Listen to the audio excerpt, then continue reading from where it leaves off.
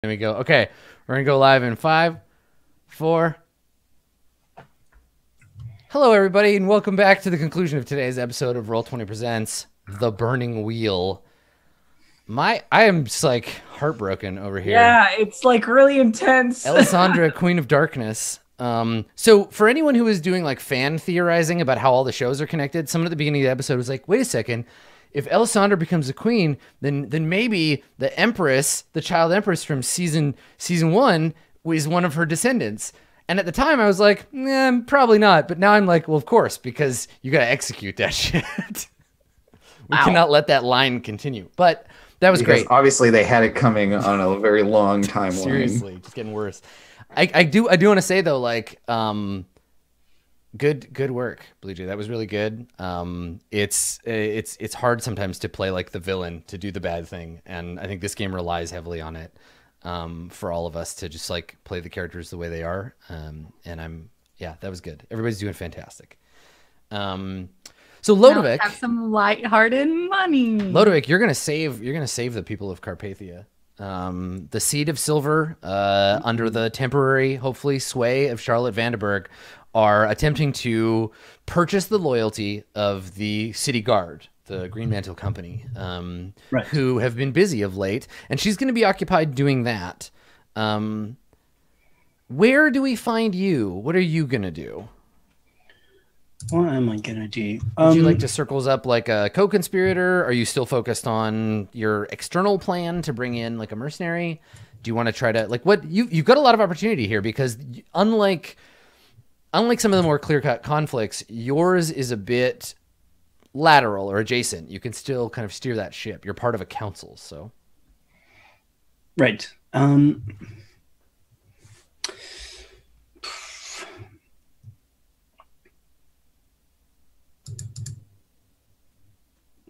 So the best way I think Lodovic can come up with to avoid unnecessary conflict or to have a hand in sorting it out is some complicated maneuvering and underhanded deals that's going to put him in control of a very large majority of the smiths and blacksmiths, because they can't stage any conflicts if they can't arm themselves. Right. And he can't convince people. So I think his plan is to make it so they have to go through him. Are you just going to buy all the weapons in the city? Is that your plan? Like, what's the first step? Walk me through this. Okay, I've been thinking about it a little bit. I don't know. I'm very rich. I feel like you're probably rich enough to buy every sword in Carpathia. Right. So I think the first plan is we're gonna do the researching the weapons and armor market thing. We need to work out what the deal is, how much they're like producing, how many, like what the main smithies are, how much control I have already over that part, because I am still ostensibly a weapons merchant. Yep. And I sell to both sides of the war, even though that's like a secret. Yeah. Okay. All right. I dig it. So I feel like there's a role. So you go home and you start like digging through your ledgers and sending people out to like talk to smiths and what have you. Okay. All right. So what is tell me your intent for this first stage?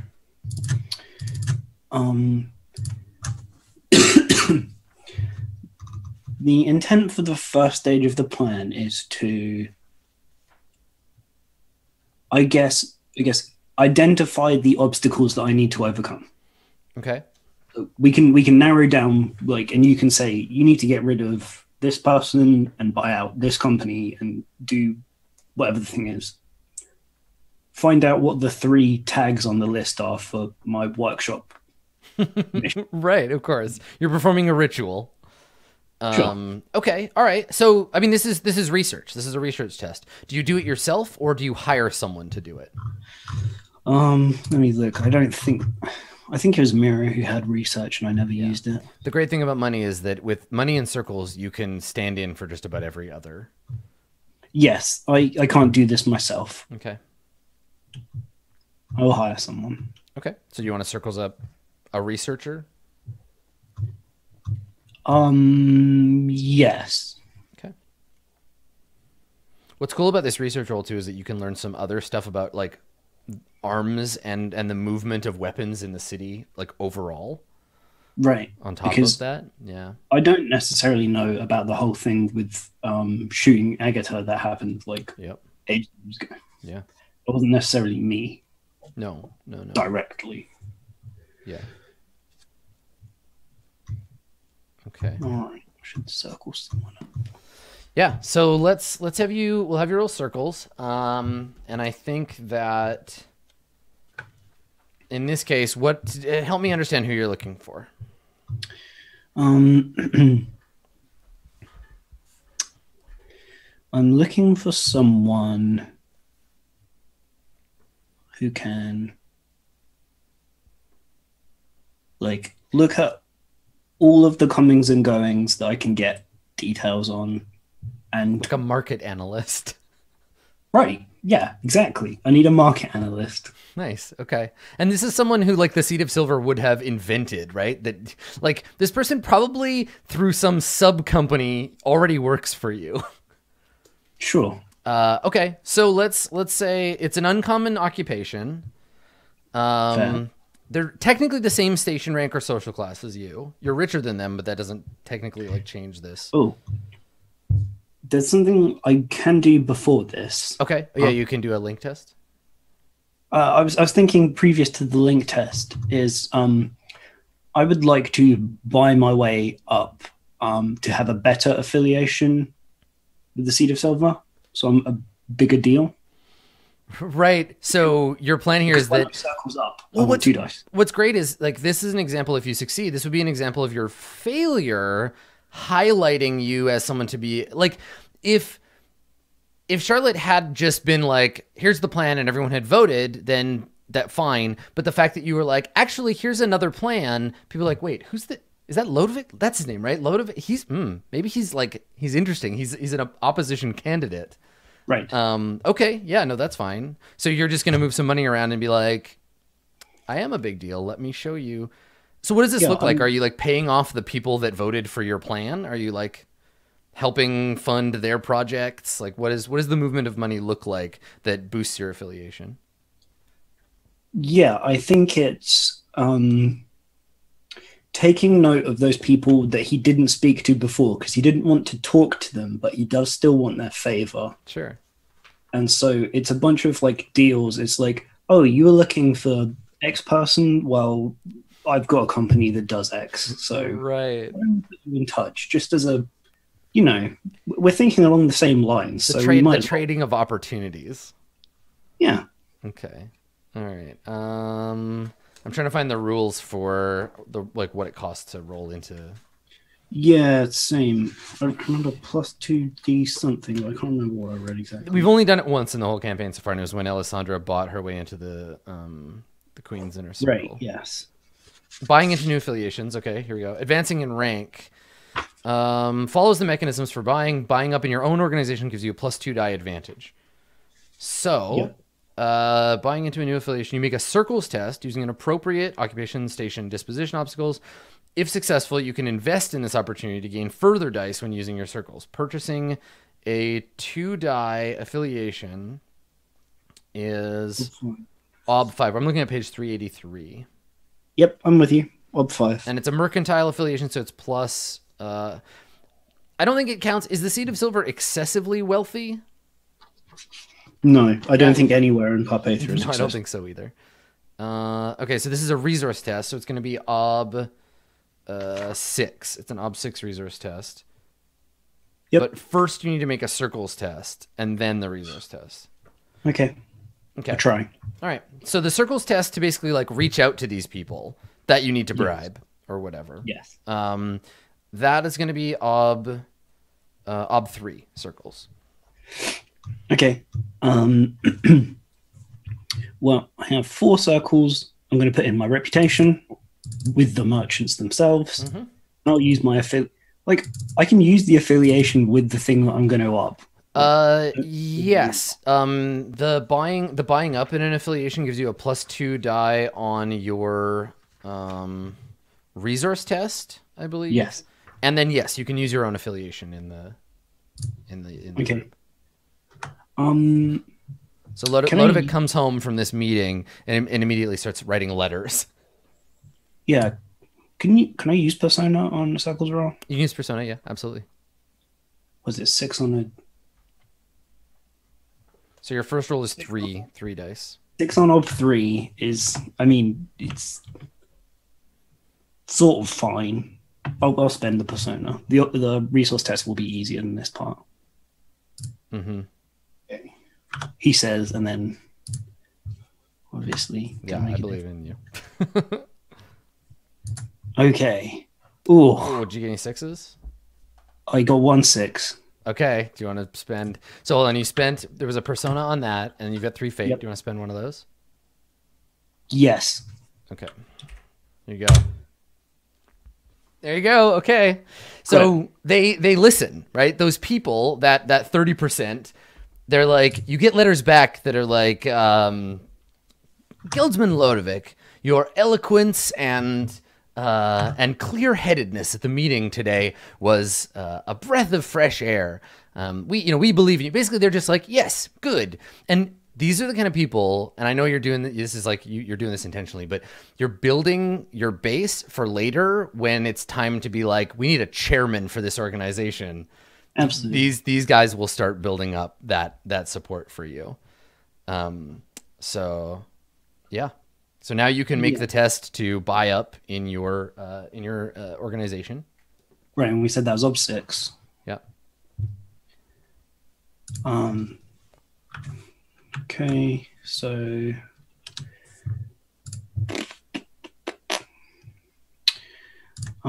one, 2, 3, 4, 5. I really like how sometimes while you're starting the math, sometimes this campaign feels like we're all using Burning Wheel right now, especially we're all using Burning Wheel to play different games. Like Elf is playing Blades in the Dark, and Blue Jay is playing like Pendragon, and Dave is playing some kind of like kingdom building simulator. Yeah. And Andrew is playing a game that no one has written yet about being a weird witch.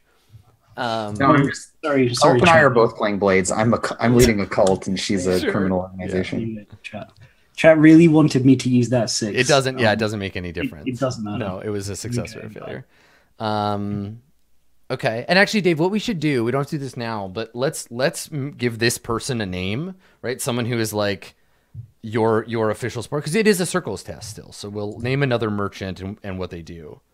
Dare I suggest the name I suggest every time that will never get used for any NPC? What, Steve? Yeah, Steve. No.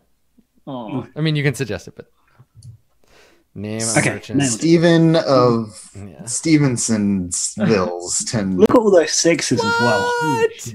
That's a huge resource test. Fuck. Boom. Yeah, I mean, I've got 2 dice funds, 2 dice cash. I have a +1. Then I've got the 2 dice because it's within the organization I'm already in. And if I'd failed, I could re-roll it anyway. So like, I was fine. Yeah. If it wasn't so busy snowing, Lodovic would be making it rain. So yes, absolutely. You spread some bribes around, and your position in the Seat of Silver is bolstered. I guess his assets aren't frozen. If you know what I mean? Yeah, good. You did it. You got it. So yeah, so people are you're making money. You're making money sing. So this is what you spend several days doing, building up your affiliation. And now you can circles up someone who can tell you a bit about the arms market in Carpathia. Nice. Okay, what's the ob going to be on that circles? Ob 3 for that person. Ob 3 again. Okay. Well, Yeah, because these are people you're relatively connected to. Got him. Nice. I have an arms market analyst. Okay, so Tony Stark. yeah, no, you're Tony Stark. This is like the nerd scientist guy.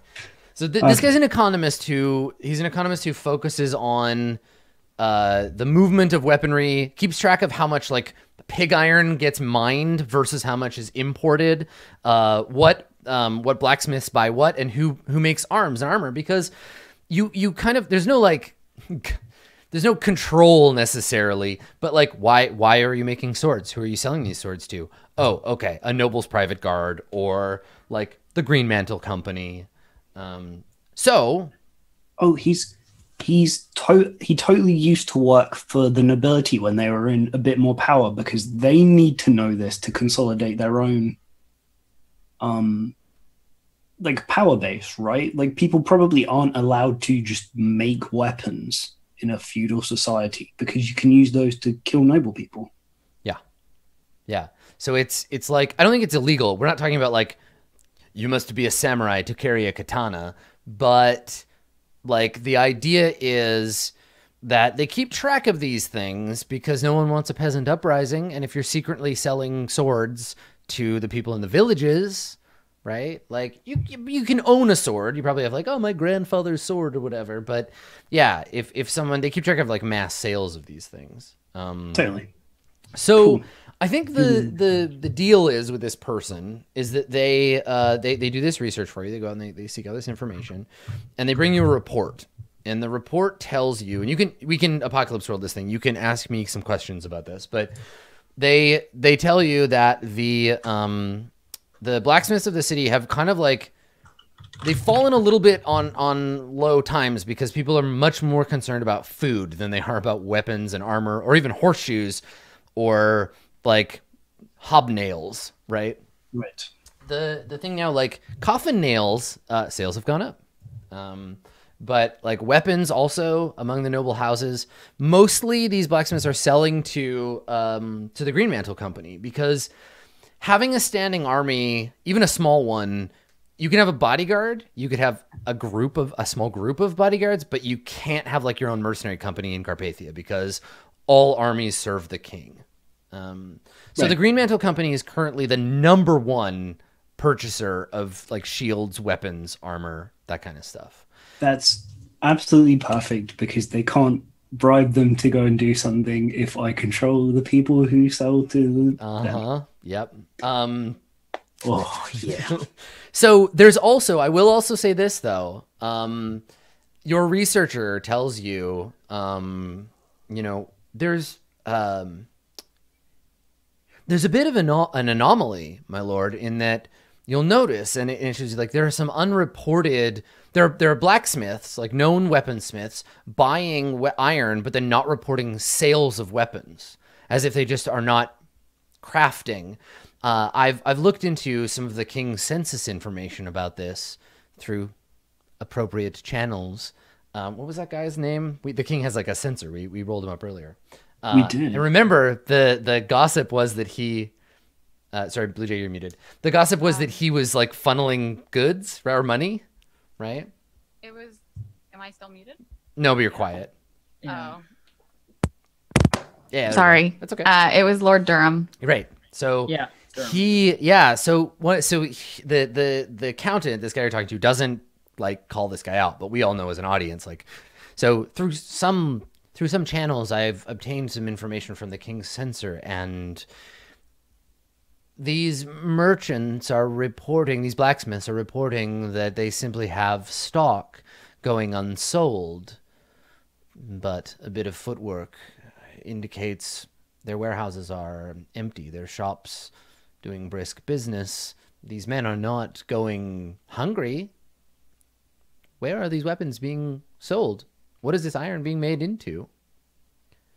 One other note, my lord, and he like digs through these things and he pulls out a report and he shows it to you and he says, this man, foreigner, goes by the name of Saltpeter. I've noticed some reports about unusual weaponry, personal items in the hands of guards. Fascinating stuff, chemically derived. Something like a crossbow, but with a greater force. As a researcher, it's fascinating, but they sound incredibly dangerous. You might have someone speak to this man. He operates in an apothecary's shop in the lower districts. Yes. I certainly wouldn't want to miss an opportunity at mass producing a new technology if it's worth the while. After all, everything else is moving so quickly around here. We need to stay ahead of the curve. And he says, he looks at it and he says, if this saltpeter's weapons could be mass produced, it could change. Well, it could change a great deal, sir. Even plate armor. He puts his hands up. Again, dangerous. You'd have to be mad to wield one of these things. I have an anime sparkle in my eyes. I have an instinct to never miss out on shit like this. Oh, yeah. So I will send somebody I trust very much, who hasn't come up very often. Spent points on her. I employ my sister as a kind of secretary. Mm-hmm. So she can go and do this for me. Okay.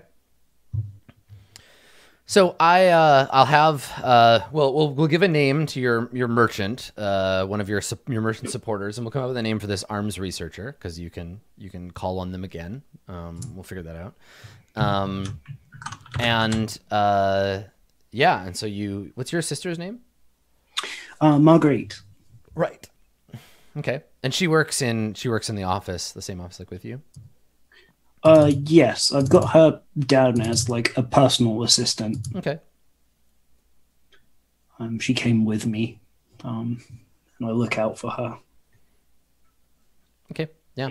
So you just want to like call on her? Yes. I'd like her to go and like make these inquiries with Saltpeter. Okay. So you give her the address, and she kind of like quirks an eye at you, and she says, an apothecary? You feeling sick, brother? Oh, no. I feel the opposite of sick. In fact, I feel an opportunity. And you're the one I trust the most to go to, keeping an open mind with these kinds of odd deals. This is a bad part of town.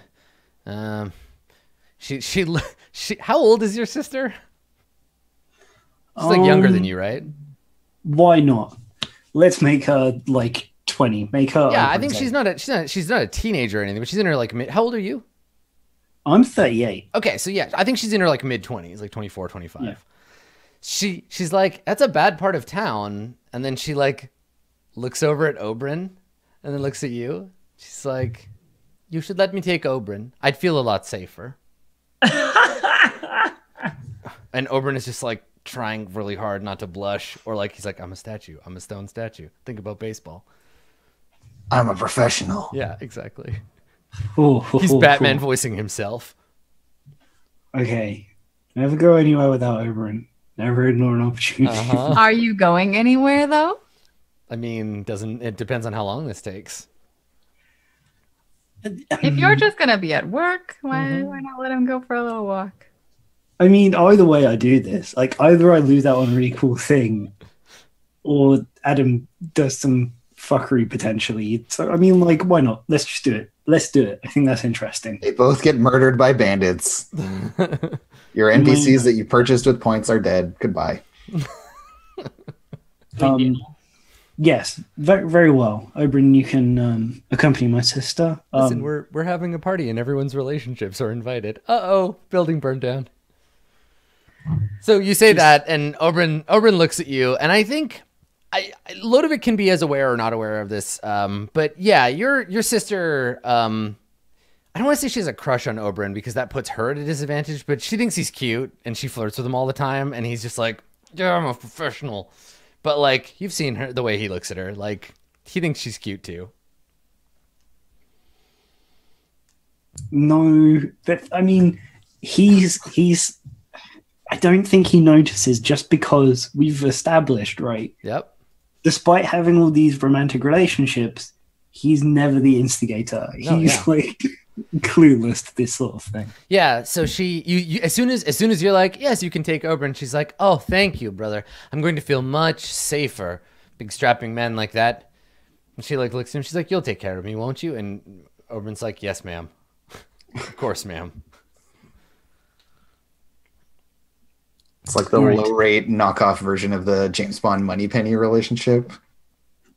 Yeah. He's too cool for it. Too professional. Well, it's more that he can't entertain it, but you know that like he's like if only things were different. If I didn't. It's against company regulations. You cannot fraternize with my sister. They go to the apothecary. Some love potion spills off a shelf. I think it's more that she's like, well, Oberyn, while I have you to protect me and I have to run these errands, why don't you spend all day going shopping with me and carry my stuff and like. I'll just like be around you and be rich and pretty and smell nice.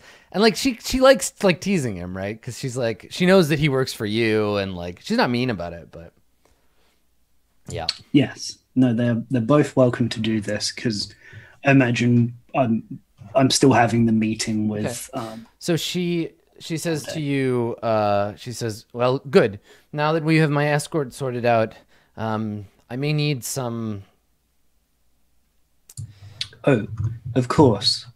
Why don't I roll you a routine test of resources?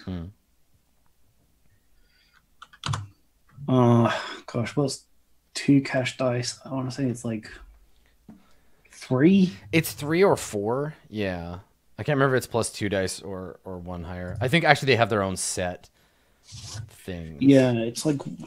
Let me look. I think it's 2, 4.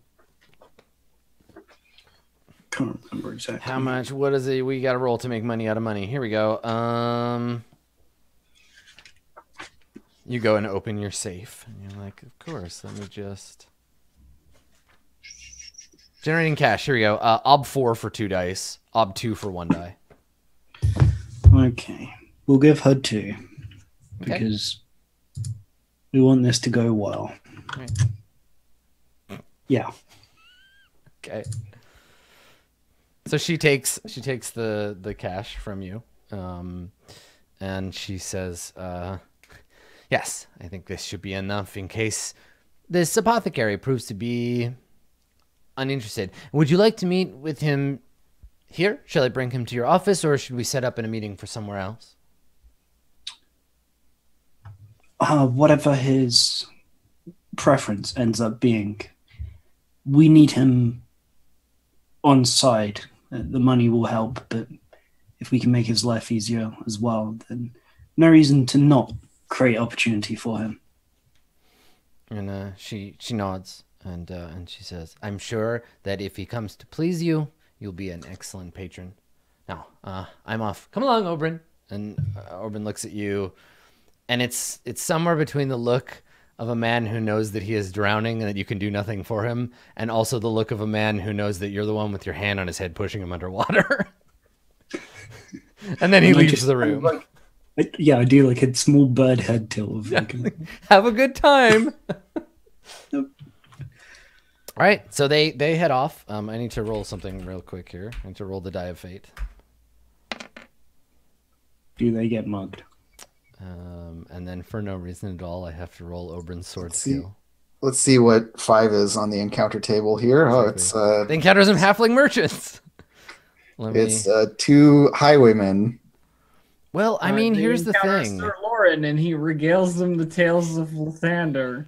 Yeah, totally. The sun will come up tomorrow. Yeah, and she gives him her bottom dollar, and then the sun does come up. Okay, let me see. So sword 3, boxing, modifier 1, brawling also, modifier 2. Oberyn gets a bloody nose. I'm not going to be happy if they get robbed. I will be so happy. And it's going to be ob 3. It'll be you. You're the one who's robbing them. Stabbing Oberyn. Oh, did Oberyn get a 6? He did. Okay. Come on, Oberon. Oberyn will spend his fate point. Gotta be valorous before the lady. Son of a gun. Oh shit! Oh, shit. Oh, you suck. Why do you have such a shit bodyguard? He Dave? tried. So I made a note at the beginning of the session, or before the session even. My note says specifically, the city has become unsafe. Starvation and desperation have led to banditry. So Oberyn will return. I guess. Oh yeah, he has protection wise too. Let me roll one more die for him. Come on, son. No. Oh, so Oberyn will return, having attempted to defend but fail your sister from being robbed by some brigands, and we'll deal with that later. Wait, did they steal her or just the money? They wouldn't steal her; they robbed them. Okay. So Oberyn and Marguerite. How dare you? Me and my bodyguard.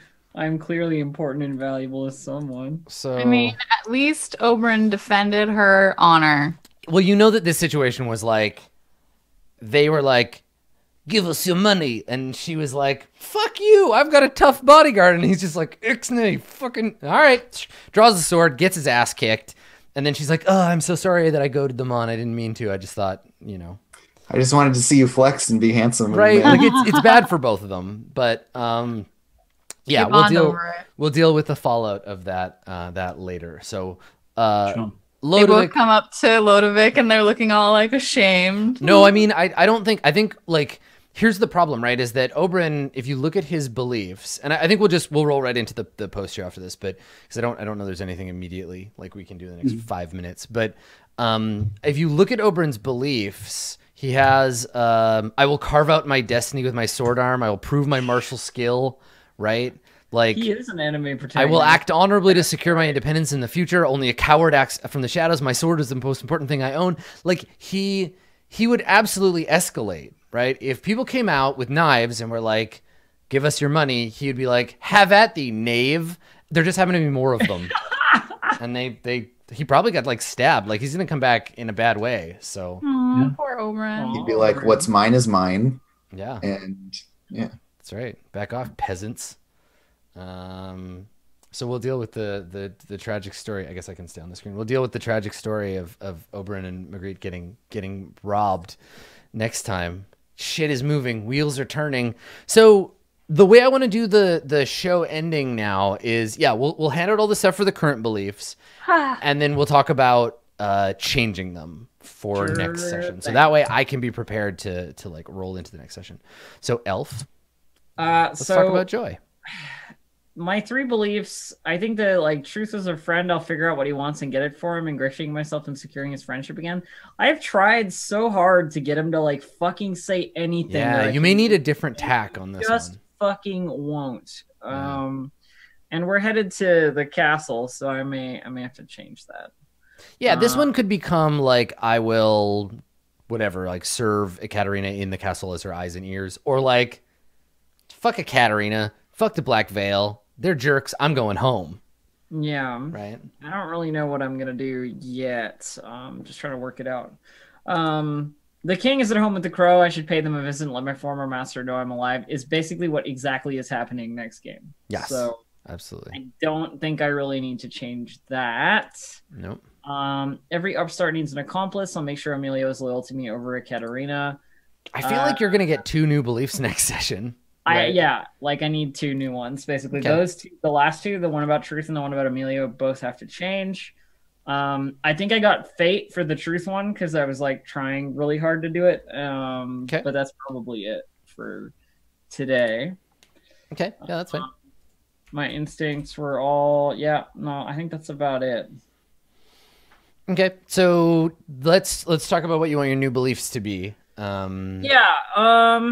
So you can write them about the court and your return, or like how it's going to be different this time. What do you think? So I think I'm going to write a belief that's like, though I am seeing the king again, I am not in his employ or something like that. You know, like something about my position at court and the way that Joy is like, I don't know how I feel about like stepping back down to this like subhuman position. Yeah, I mean, you can write a belief about like I'm going back, but it's on my terms now. Like I'm not coming back to be enslaved. Yeah, I just don't know how it's gonna shake out, right? Like with the way that the role play is gonna go. Like, and Joy is like so easily pushed around. That's true. I mean, you can have a belief that you try to get but fail at because you're so easy to push around. Yeah, I think it's gonna be like my return to the castle will be on my terms. Yep. I will not sink to the level I was before. Something like that. I don't know. I think my return to the castle will be on my terms is a good fate farm. Like that, you'll get at least a fate out of that as long as next session. I may as well. I may as well because I'm not really thinking I'm gonna get a persona out of most of this stuff. Yeah, and that's okay. And then this one, I need something for like a PC. I think I need to tie a PC. Do you want to write a belief about Alessandra because she's boss lady of the court? I mean, yeah, it's her house, so. Do you want to write something about? I care about Alessandra. Soren would be a good target too, though. Like, oh, that's true. Like maybe okay. Does Joy care about why Soren did what he did? Like maybe that's a thing. Maybe like why did Soren save my life? Why did Soren come to my aid? I will speak to him and find out the truth. Yeah. That's perfect. Cool. Mm-hmm. Yeah, those are all really good because now I can see challenges in front of you, right? Because the king is going to be like, yo. Resume your post as a dog. Get back to work. Soren, you'll be like, where's Soren? And everyone will be like, you don't get to talk to him. Right? Soren's a guest of the castle and he's not taking visitors, so you'll have to find a way around that. What's really fun is that they actually come into conflict too, because it would be easier to see Soren if I you were were just the jester, player of the king. Yeah, go cheer him up. Yeah. Totally good. Okay, Agatha of the Dark Woods. Sup? Yo. It's only funny because I imagine Agatha doing it, like just like with the shutter shades on, just like, "Sup?" I like party Agatha. Yeah, Agatha knows how to party. So currently I have the cult has attached itself to Alessandra. I will ensure that I can be at her side and resume my role as her advisor. I think I'm like halfway through that. Yeah, fate for that one today. Totally. I need to get her to buy into it is kind of the outstanding bit. Yeah. I have one about survival. Hasn't come up. Might get changed soon. I must learn more about the sister and why she chose faith over the Actually, you argued with Robillard about your like wound stuff and the way that you were living. Would that not be fighting for, if not your survival, at least your?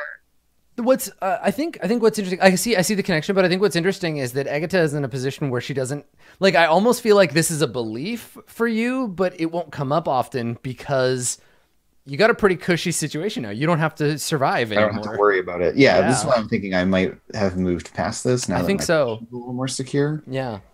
Or it's about the survival of something bigger, like the survival of tradition. Exactly. Yeah.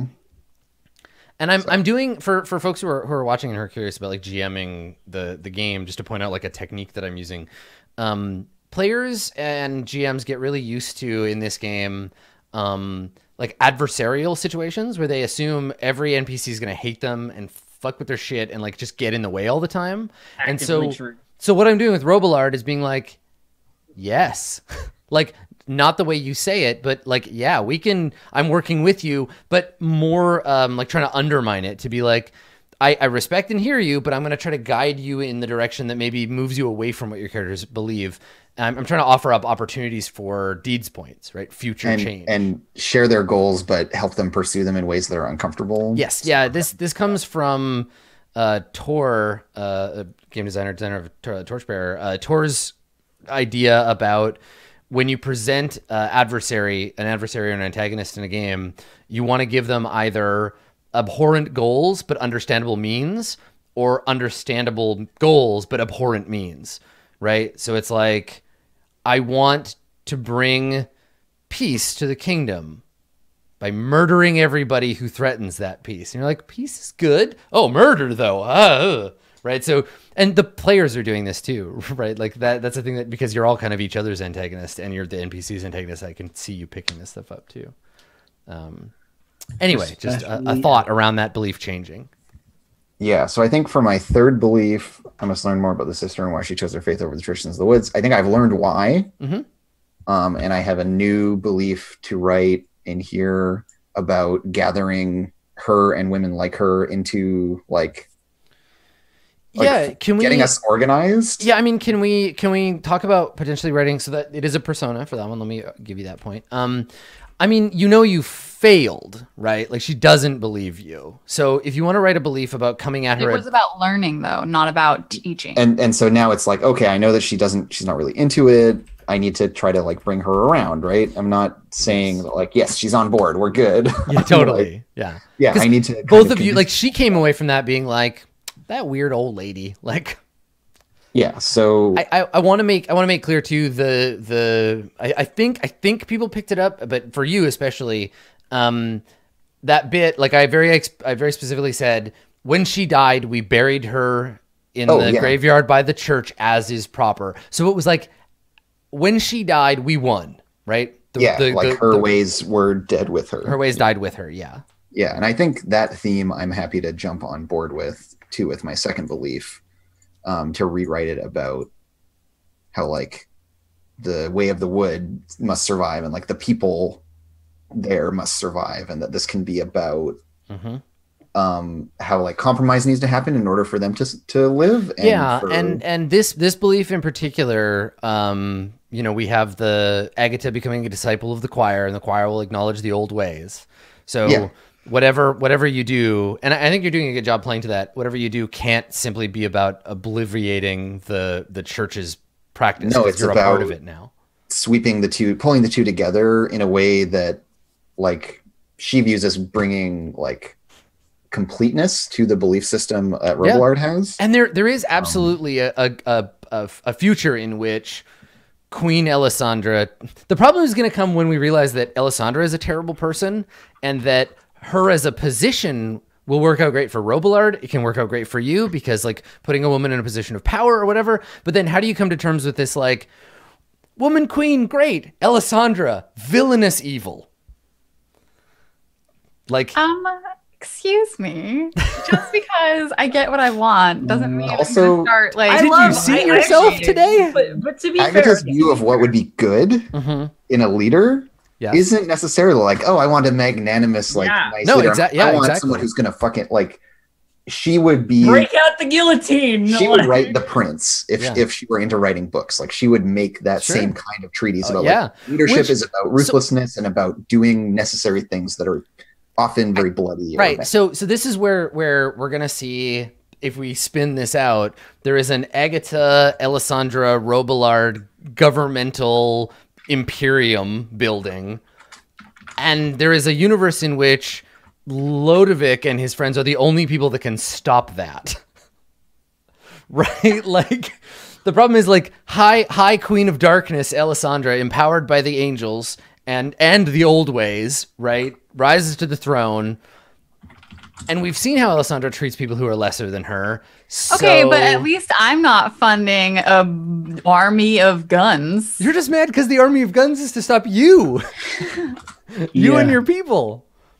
But also, if the choice is the ancient darkness paired with the new cult, and then Terror Queen Elisandra versus capitalism with guns, everybody loses. It's the whole thing is just a table. The whole thing is just we'll just fight it out, and then Miro will come out very happy furry boy he is and kill everyone who's left. All fun. Yeah, it'll be the Miro apocalypse. I want to see this whole thing build up to its inevitable bloody conclusion, and then the last scene is just Elisandra and Lodovick arm wrestling. I just know by then I'll have corrupted out. Okay, let's focus on what really matters here, corruption, but it's fine. Which is me. So let's bring it back to me. Yeah. So I've got my first belief is not changing. My second belief, survival is the only morality. the traditions and the people must survive this cursed winter. So I'm bringing it back to the fucking cursed winter. She hasn't dropped this yet, and I was mentioning it with Robillard earlier. Well, and and Robillard would absolutely love an opportunity, because he's got to juggle a bunch of different stuff. But he would love an opportunity to actually, like, if you go out into the woods and like gather your like coven and stuff. What's your third belief? Read it for me. My third belief is a witch needs a coven. I will gather like-minded women in the cult to my side. Right. So he would love for you to be like cultural liaison to the outside folks too, right? For you to be like, yes, you have connections in this other world, though we'll see about that. But if you can bring him to them or them to you, there is a world in which he can bring all those beliefs together. I like it. Yeah, so that's kind of what she's pushing towards. Yeah, he's into it too. Just don't let any of them. The problem will be managing those people against him, because you at least know how to handle city dwellers. They're going to be the ones that are spitting and hexing and giving him the fucking evil eye, right? Like he's an old priest man that you're bringing to him. So we'll see. I'm excited about how that might go. And then in terms of traits and stuff, I don't know if any of them complicated my life today. Have you figured out your third instinct yet? I haven't figured out a third instinct yet. It's got to be something to do with like how she gets by in the cult, but I'm going to figure it out. I think it's something about the women, respect for women, uplifting women in power. When I was chewing on was this idea of like never letting women be interrupted, or like ensuring that they get listened to when they're speaking. So if anyone ever is like, "Shut up, you dumb lady," I'd be like, right. When the king was like, "This is an issue for men." Yeah, Alessandra. Men are having fights. Agatha appears out of nowhere and it's like, yeah, gotcha. Just dumps a bucket of frogs on him, got him, and then disappears. She just delivers. I love it. So he just pops out of nowhere. Wow. Because like, it's so good. This is an instinct I actually have IRL, where often I'm like aware of those kinds of things, and I'm watching, and when dudes talk over ladies, I try to be like, can we listen? Can we let them finish? Can we? Yeah. I like it. Yeah, well, that's and the instincts are stuff you can think about, because they tend to be more in the moment anyway. Good. Okay. Cool. All right, Lady Alessandra. Sup? The fucking terror of the East. Okay, I'm not that bad. Can we just like? No, you are. She's your cousin, and your whole job was to like help her find her place in the world. Yeah, and she witnessed a terrible thing happen, and then got dragged into the offices of the scariest person in the kingdom until recently, and then came out all broken, and you were like, well. Listen, Adam, clearly her place is to be a nun or whatever for Robillard. Yeah, I found her place in the world. Nun. Place not here. Right, and it might work, right? Robillard might be able to cure her, or who knows? I mean, I can't fix her. I'm not going to try if That's I could. More to the point that you just don't. Okay, anyway, let's talk about your beliefs, instincts, and traits. Let's hand out some stuff and see if you want to change anything. Okay, I haven't interacted with Lodovic, but there was a mention of him with Tabitha and Soren, but I think that what Alessandra would stick more on was the fact that like they were talking about how the Seat of Silver was going to potentially send armed men into her home to take Soren away. I mean, yes, to deliver Soren to justice. So I think that is probably more the focus of the next like little bit than owing Lodovic money. On the plus side, if the king declares the person that you owe money to a traitor to the kingdom, you don't owe the money anymore. But like the one of the conversation pieces was that who was it, Tabitha or whatever, didn't actually think, or the king. I don't remember who said it, but it was like they didn't actually think that we could stop them from coming into her house. That is the worry. Yes. Bringing violence into her home. Yes, because the army is away and the guard are not doing so hot right now, and they're about to lose their weapon supply source. So like for her to, because she's not going to double down on like, oh, let me just talk to Lodovic about making sure this doesn't happen. Bridge has been incinerated. Exactly. So then the I think that the belief turns toward getting this problem out of a place where it can affect me and in my life, like not bringing the. So how do you want to? Let's do rewards first, then rewrite your beliefs. So nothing with Lodovic. Okay.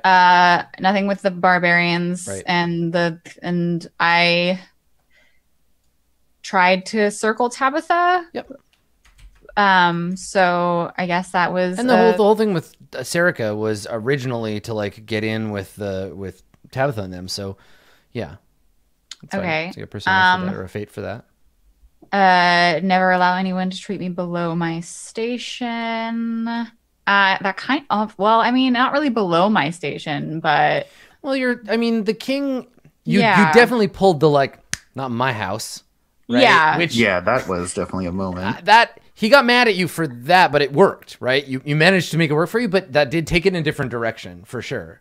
Yeah, and you're doing the quiet thing again. Thank you. What would have happened there had you just been like deferential was he would have just dealt with Soren on his own and you would have been kept out of the deal. But yeah, I think you get fate for that. Okay. I redirect violence away from my person, but I don't know if that complicated anything. No, it was beneficial to you. Yeah. Yeah, that helps you not get run through with a sword. By accident, yeah. I really like that the sword just disappeared. Like we have a Chekhov saber situation here where like everyone except you probably assumes he drunkenly like threw it in a river, but and that it was like the last time you saw it was under the table. Where'd the sword go? Where's the sword, Alessandra? I don't know. Yeah. I mean, I had someone clean the kitchen. Yes, you did. I did. So they probably know where the sword is. But it hasn't really been a big deal. Anyway, Serica's gonna get the sword. You better look out. No, she didn't clean the kitchen. She was sleeping, poor girl. Okay. Ambitious. I don't think it was necessarily ambitious, or I don't know. I don't think any of your traits drove you in a particular. Here's what I want to throw jealous maybe as a fate point because you threw your own relative under the bus just because you were angry because you weren't in the cool kids club. I mean, that's not why I threw her under the bus. That kind of just illustrated how inept she is.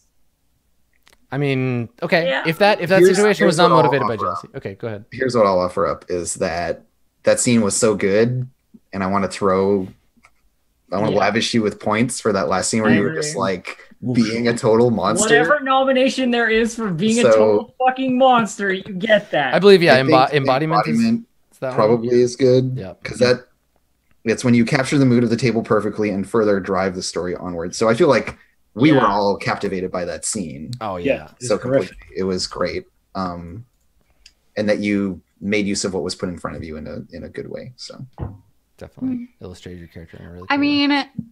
That being said, the reason that Alessandra had Serica spy was because Tabitha came into her house and ignored her. Yeah, sure. So would that be jealous? Would that be... No, I mean, I think if it's not clear, then that's fine. But definitely the embodiment persona. Let's talk about your beliefs for next session. So I feel like all three of these could change. Yeah. If you wanted them to. Yeah, that's a lot of work. That's a load of work. So part of it is there's definitely something along the lines of Soren's crime could bring violence into my house. I need to do something about it. I would suggest a belief about Soren, or like the Soren triumvirate, the thing that you learned from Serica. A belief about Robillard, and then a belief about like your own personal ambition to seize the throne. So that suggestion of like that would just be my suggestion for writing like those three. Okay. think about it, I guess. Yeah, just the reason why I want to do them at the end is so that when I go to like plan the next episode, I can include your beliefs in that stuff. Because if I don't know what they are, then I have to just be like, I'm gonna guess at what maybe you would want to do. But you don't have to give me the exact like detailing now. But just the like what you think your ideas for your beliefs will be. Okay, Obviously, well that was one of my ideas. Okay, so something does about that not sound. Sorry, give it to me again. Soren's crime could bring violence into my house, so I got to do something about that. I don't know what, like. Yeah, it's gonna need to be more specific than do something about it. But I understand that. I know you do. I'm just thinking for like, because the way I can't really challenge that. I need to challenge the plan, but that's okay. Like I'll need that before I start planning for the next session. Ultimately, like I said, it's for you, because otherwise I'm like, here's where you are, here's what's happening, and I didn't know what your beliefs were, so here's some stuff. What else do you think you want your beliefs to be about? I'm gonna assume that like a letter would come from Robillard in between.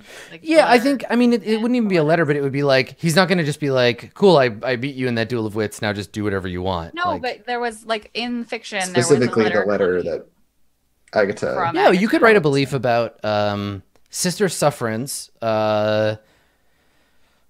So what would the letter have said, Agatha? Like, yeah. The letter is an invitation for her to come and meet with, God, what shady language would we use? It would be like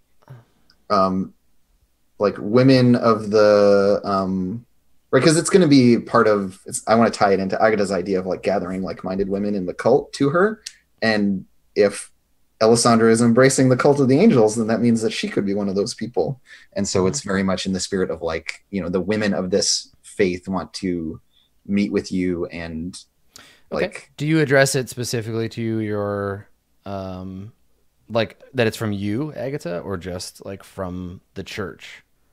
Like, yeah, I think Agatha like draws her sigil in the corner. So there's no specific reference to Agatha in it, but there's a symbol that, Alessandra would recognize as being Agatha's thing. I mean, Alessandra doesn't have symbolism or anything. But she would have seen it before from the courts for sure. Yeah, because we worked closely. Yeah, I was in her little room before. Like I would have seen things that are associated with her. Yeah, so like she could put two and two together. It won't be like, hey, yo, it's Agatha. What's up? Well, I'm putting your sign on it. It is that. Well, Agatha doesn't have right. So if she were ever to have sent any kind of message, someone else would always be writing. So that's the invitation. Do you want to write a belief about, like, because that's got to be like, what the fuck? Like, Agatha is in the church? Like, that doesn't make any goddamn sense. So the shadows aren't hiding her anymore?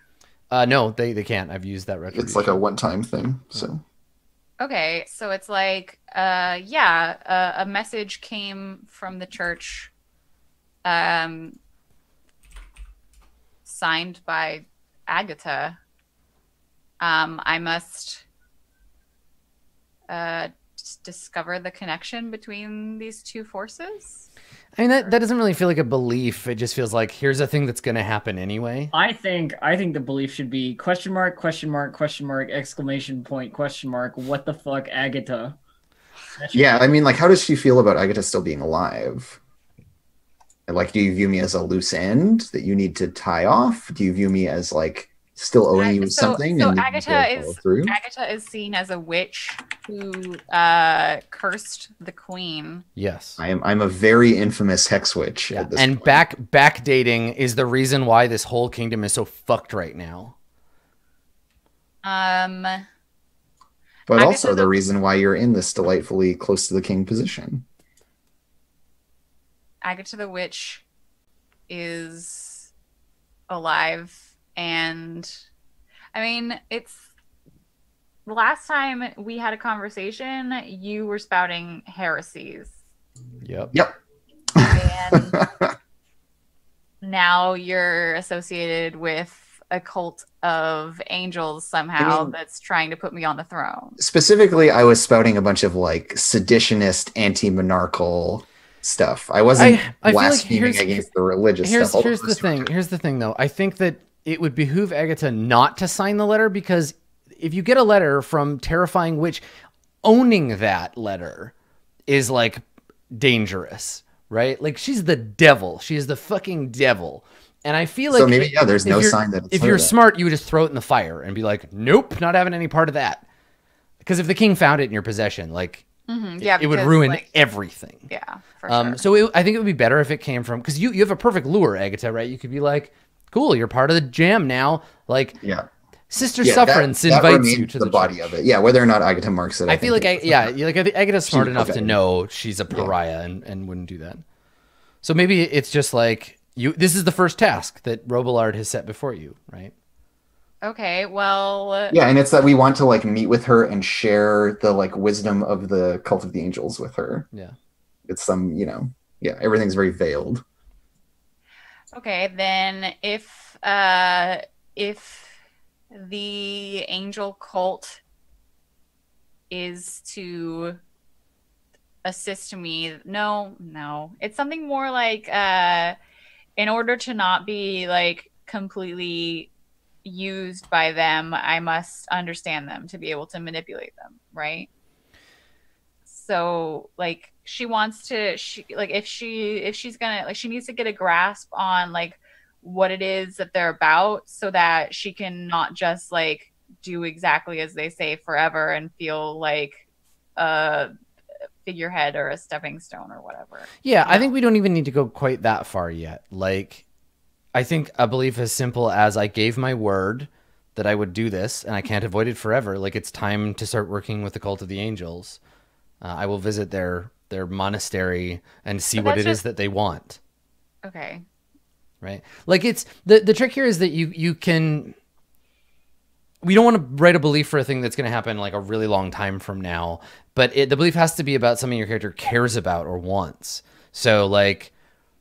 Well, but that just sounds like I'm going to go to a place. Yeah, I will go to Burger King and order a burger. Well, that's not a belief. Like, that's fine. You can do that. But... Well, that she wants to go and meet with us, but that this feeds into her other ambitions, right? Because as she said, it's about finding ways to use the cult. Yeah. I mean, it's time to use the cult, this invitation. Like, yeah, I don't know. Maybe if it's tough writing all three of your beliefs all at once. I just need like a little to go on in terms of like what to challenge you with. So your second belief, if you want it to be about visiting the church and getting it scoped out, then that's totally a thing. That's totally a thing that you can write your second belief about. Okay. Can I like get back to you? Yeah, sure. Just don't take a long time or else the session will not be very rewarding. Okay. Okay, cool. Lodowick, let's talk about yours. Sure. So rewards for the day. Okay. I think I got Persona for completing the first one. Grow the guild and expand my influence within it. Yes, you did. Good work. Way to turn a failure into a victory on that one. Yeah. My second belief, I think I work towards bettering the lives of peasants and lowborn by creating opportunities and boosting the economy. Help me understand better that one.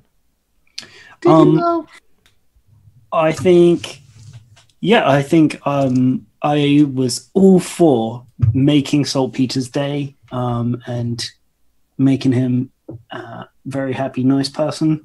That felt more like your instinct kicking in. That was like profit for you. Okay, then the other way I will say that is I didn't do it by creating opportunities and boosting the economy, but I absolutely tried to work towards bettering the lives of the peasants and the lowborn by arguing that... I agree. I agree. I don't think it fits that belief because the belief is quite specific. Okay. But I see what you're getting at.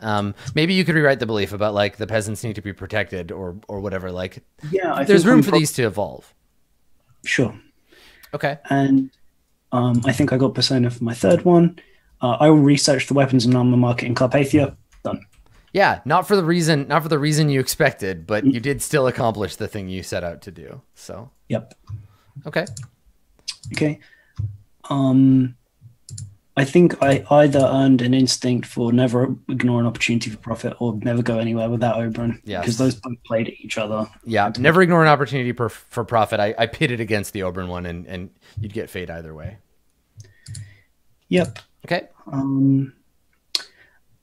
And I think I probably earned a fate point for idealistic this time. I think so too, because you were, you showed to, and you didn't fight. Like every time someone said to you, like, oh, like poor Lodovic, like you're so soft, and like you love these poor peasants, like isn't that cute? You weren't like, shut up, I'm a good business guy, I'm a cold heart. You're like, yeah, okay, but let's move on. Yeah, right. You're like, yes, that's true. So much backhanded shit. That I know. God, they're so good. I love it. I like that scene quite a lot. Cool. Okay, so what do you want to? Do you want to change your? I mean, you have some new ones you need to write. Some beliefs. Yeah. So I think I want to combine the outcomes of the first and the third beliefs into a new one. Okay. So how about the Seed of Silver's plan to buy the loyalty of the gods? Make it Charlotte's plan. Okay. Because then otherwise you're not giving up the seed to someone else. You're not seeding it. Absolutely, yes. Charlotte's plan to bribe the gods hinges on their ability to function to prevent the bloodshed, and to see this on my terms, I will. What's the next step? What's the next step exactly? I mean, I think the simplified version of this, and you can tell me if this sounds right, is like, in order to prevent bloodshed, I must take away the weapons that Charlotte intends to use, right? Or like, a guard with no sword is just a man. I will prevent bloodshed by buying up all the weapons in Carpathia, or by controlling the weapons market of Carpathia. Yeah, I'm just wondering if I want to break that down a further step. Because it's the why and the what, right? Yeah. That's definitely the end goal. So let's write that bit down, and then okay.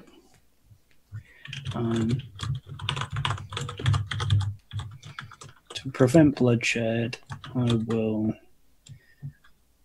control the weapons. I love that approach too. Like, you're like fucking Rich Gandhi. You're just like, no swords for anyone. How do you do that? I own all the swords. Yeah, it was a very odd moment while we were listening to the other scenes going on. I was just like, okay, I want to stop this, but how do I do this with the tools that I have? And then I was like, really rich. For anybody that's been watching the NPC burning stuff, if Lodovic succeeds, this is going to make him much more attractive to Ekaterina. She's going to be like, what's that? You own all the swords in Carpathia? Ooh. Yeah. Okay. And then for belief 3? Belief 3, gosh. What else can I be doing at the same time as this? This one could be something that's not about like your big plans. It could just be about like your relationship with Ekaterina, or like, I mean, she's going to need some help dealing with this whole Soren problem because it's her bar where this took place. Right. I think more pressing and immediate to him is going to be fixing things with Oberyn, because this is going to be like I don't care about 2 dice of cash. Like, I made that up because she was just like, can I have some money? I was like, yes. Yeah. Well, it's an instinct, right? You have cash on hand. Yes. But I think this is going to like hit Oberyn really hard, and I need to like comfort him somehow. Or so kind. You should send him to Robillard. Not sending him to Robillard. Everybody go to Robillard. Once your NPCs get used up, send them to old Robillard's NPC recycling. The NPC is fucked up enough that they're not useful. Yeah. Send them to old Robillard. Send Robillard. You just make them into, give you a top dollar for your used up NPCs. Come on down off the I-95. So, okay, so something about Robillard. No, something about Oberyn. And like bolstering his confidence. Like, I will find a way to bolster Oberyn's confidence, or yeah. and it's probably going to be some like horrifically overcomplicated scene of it happening again, but having paid the people to go and rob him so you can beat them up. Okay, cool. So yeah, you can find a way to phrase that, but I'll find a way to phrase that. Oberyn. Yeah, I will work to restore Oberyn's confidence. All right. So obviously, like we went long on this bit because this is the first time we're doing it at the end. Yeah, first time we're doing it at the end. So let's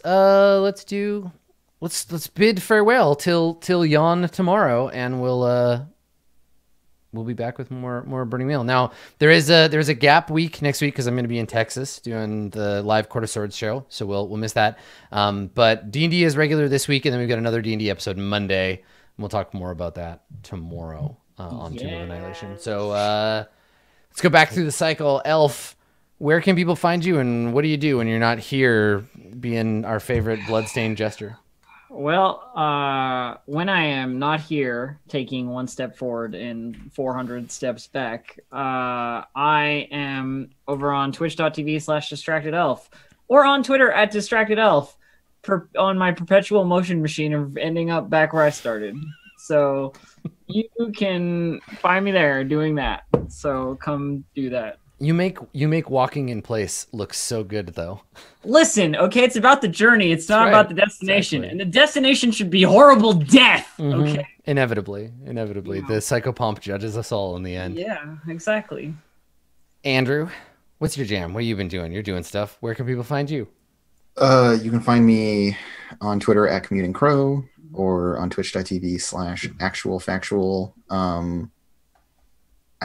You can find me tonight on twitch.tv/actualplay. We're playing my game Girl by Moonlight that I'm designing. So that's pretty cool. It's our second session. Magical girls and giant robots fighting enormous, mountainous perversions of nature. So we'll see what those are like. Awesome. But that's at 6:30 tonight. Yeah, that's a good place to find me. That sounds very exciting. I like it. Mountainous perversions of nature. Well, speaking of mountainous perversions of nature, Blue Jay, where can people find you on the internet? Hi, I'm Blue Jay. You can find me trying to parent a very small dog at twitch.tv/BlueJay or on Twitter @BlueJay_712. On Wednesday nights, you can see me over at Geek Space TV doing a Stars Without Number 2nd edition kind of, I guess, game. I don't have the book yet with the rules, so I'll get it and then it'll be better. And yeah, other than that, with these nerds. And I guess on February 25th, you'll be able to find me GMing for the first time on my channel. Oh, shit. The player. It's going to be a thing. And what game are you playing on 25th of February? Adam Cobol's multi-award-winning tabletop role-playing game, Dungeon World, with Sage Latora on the drums. Yes. Yeah, I'm really excited about that show. That should be really fun. I'm also really excited about Dave. Dave, where can people find you on the internet? You're doing some streaming this week? I sure am, yeah. You can find that at Dave_human on Twitch and Dave_the_human on Twitter. I'd love if folks before we did D&D came by. I've got a stream that I'm pretty nervous about, but I've said I'd talk about like some mental health stuff and my experience with that. I'm going to do that tomorrow. Nice. So I'm a bit nervous about that. But if people have questions and want to hear about that stuff, please do tune in. It's going to be a big deal for me, but hopefully it will be useful to some people and to me to get stuff off my chest as well. Cool. That's exciting. They're good for that. Thanks, Dave. Cool. Well, that's it for today. This is like slowly becoming the longest role-playing show in the history of time. Eventually, it'll just be 8 hours of burning. 8 hours. Yeah. Thanks for coming, everybody, and thanks for watching. As always, you can find back episodes of this show on YouTube, MS Roll20, or in our VODs. Thanks for toughing it out, and to the cast for a great performance today. If you want something a little lighter, just a little, you can tune into the Saturday morning cartoon show, Tomb of Annihilation. It's actually on Fridays. It's tomorrow at 1 p.m. And then we'll be doing another episode Monday at 9 a.m., both Pacific time. And that's a lovely jungle jaunt with only like a little bit of throat leeches. So thanks for coming, everybody. Have a lovely day. Stay clear of nobles, and we will see you next time. Bye, everybody.